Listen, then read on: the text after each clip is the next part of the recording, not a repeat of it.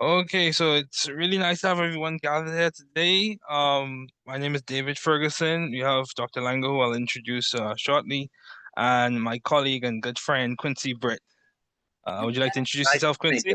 you. Hello, Dr. Langer. My name is Quincy Britt. I attend Howard University with David, and I'm also doing the Novartis internship this summer. So I'm very pleased and thankful that you've allowed me to come to this meeting with both of you. Well, Yeah, congratulations. It's nice to meet you. And people should call me Bob, so you don't have Bob. to be Okay. worried. yeah, Bob. Yeah, yep, Okay. Well, nice to yeah. meet you, Bob. Yeah, so just a quick introduction. Bob is one of the 9 institute professors at MIT. Being an institute professor is one of the highest honors that can be awarded to a faculty member. Bob has written more than 1,600 articles, issued over 1,500 patents, and is also the most cited engineer in history. He has served as a member of the US FDA's Science Board, the FDA's highest advisory board, and as its chairman. He has over 220 major awards. Namely, on some of them include the Queen Elizabeth Prize for Engineering, the Dixon Prize for Science, Heinz Award for Technology. I had the privilege of attending his Kavli Award lecture. So he's also received the Kavli Prize, the Dreyfus Prize, the Medal of Science.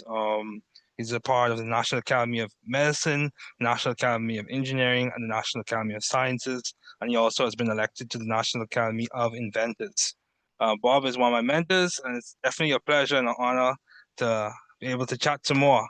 So, Bob, just as we get started, Yeah, I saw some the questions. I'm happy to try to answer them or answer anything I can. yeah, sure. So I'm about to raise the questions right now. So, in terms of in terms of yeah, throughout your career, you've emphasized interdisciplinary collaboration. How can emerging scientists strategically cultivate effective multidisciplinary partnerships early in their professional journeys? I think it's part of working in an environment where that already exists, or working in an environment that is good for you, but where or Mm-hmm. you'll also meet a lot of other people. I imagine actually working at Novartis, that's a good way to do it.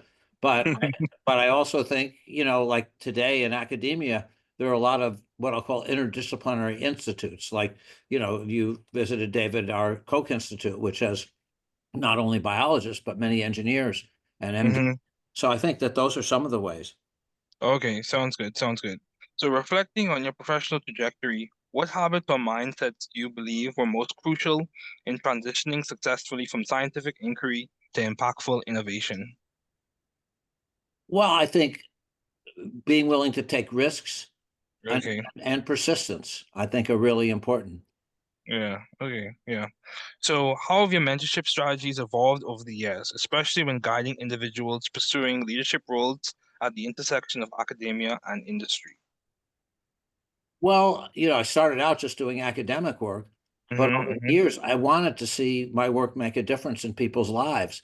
So I got mm-hmm. involved in starting companies, and I also consulted for companies. You can only go so far in academics, and I Okay. and I felt like the companies to me were an avenue for, I mean, for doing things that I felt would help people around the world.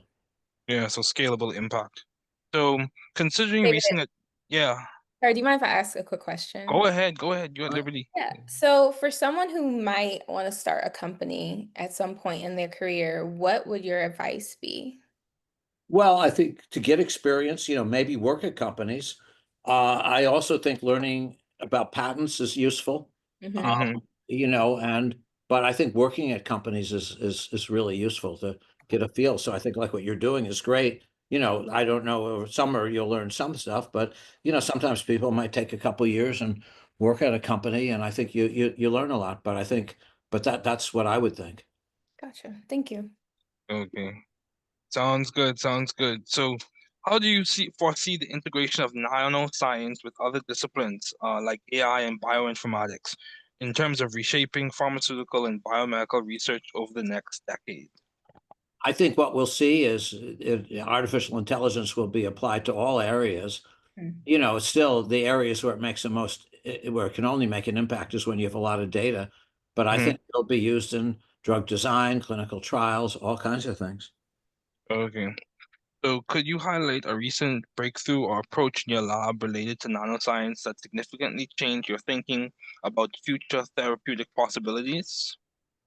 Well, I'd If you say, want. yeah. Well, no, I think our early studies many years ago that led to the discovery of angiogenesis inhibitors, Mm, that was important. But just knowing that you could create nanoparticles that could deliver drugs, I mean, that's helped on everything I've done from COVID vaccines to, angiogenesis inhibitors and so forth. okay, sounds good, sounds good. So, just thinking back for a minute, when you developed those curricula for math and science education sometime back, what core principles guided your approach to ensuring both that there was the depth of content and also accessibility to diverse learners? Well, I've always felt, and this probably will come up on an answer to your number of your questions, but I felt like on those issues, when I look at education, there's two things that aren't done that I tried to do that felt were important. One was to make it fun. So Okay. sometimes I'd have games or things like that. The other was Mm, to make it relevant. So mm-hmm, many things just seem so theoretical, but yet you can bring practical examples to people in mm-hmm, science, like making rubber or even making ice cream. And yeah. no, because ice cream you use freezing point lowering, just as an example, because you can't make it cold enough otherwise. And, Mm, and then in math, I mean, there's lots of things. If you like baseball, I tell my kids and people like about batting averages and earned run averages. And then mm. obviously taxes, the stock market, there's a lot of things where math comes in. Okay, yeah, that sounds good. Sounds good. So, reflecting on your experience, what differentiates actually considering current global challenges, how can aspiring scientists and educators ensure their contributions remain impactful, relevant, and ethically grounded? Well, I mean, I think you have to try to do things that you feel are important. Okay. I think you always want to get advice about all those things, from your teachers and so forth. In terms of ethically grounded, I mean, I'd like to think that most things we do in research are ethically grounded, but if there's ever Hmm. even the slightest doubt, it's good to talk to people that are more senior. Yeah, Yeah. yeah, I agree with you. So, finally, could you share a recent experience or insight that profoundly influenced your views on education, mentorship, or scientific innovation? Well, really, I don't know if it was recent, but the certainly I helping start the group school, which was a school I helped start with other people.